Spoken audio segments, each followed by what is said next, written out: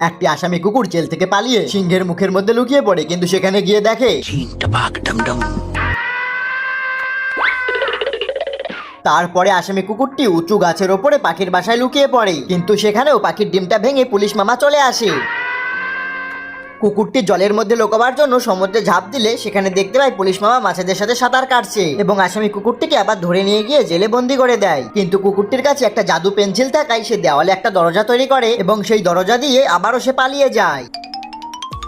এইবার আসামি কুকুরটি অনেক দূরে আইসল্যান্ডে চলে যায়, কিন্তু সেখানে গিয়েও দেখে পুলিশটি ঘোড়ায় চড়ে তার পিছু করছে। তারপরে আসামি কুকুরটি আবারও প্লেনে করে অন্য একটি দেশে চলে যাচ্ছিল, কিন্তু ঠিক তখনই দেখে তার পিছনের সিটে ওই পুলিশটি বসে আছে। কুকুরটি পালাবার অনেক চেষ্টা করেও সে পালাতে না পেরে শেষমেশ নিজে থেকেই লকআপে এসে বন্দী হয়ে যায়। যাবার আগে তোমার ফোনে কত % চার্জ আছে অবশ্যই কমেন্ট করে জানিও। अब तू गया बेटा।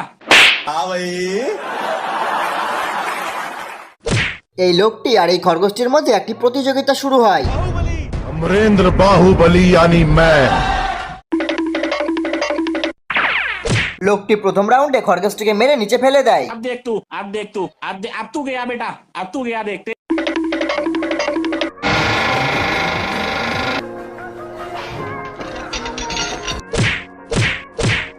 তারপরে লোকটি যখন একটা লোহার বল দিয়ে মারতে যায় তখন আসসালামু আলাইকুম বড় ভাই।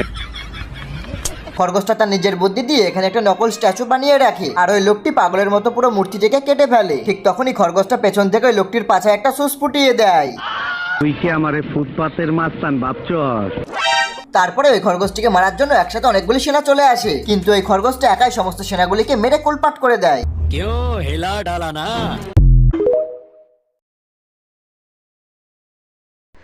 গাইস ভিডিওটা যদি ভালো লাগে চ্যানেল সাবস্ক্রাইব করে দেবেন।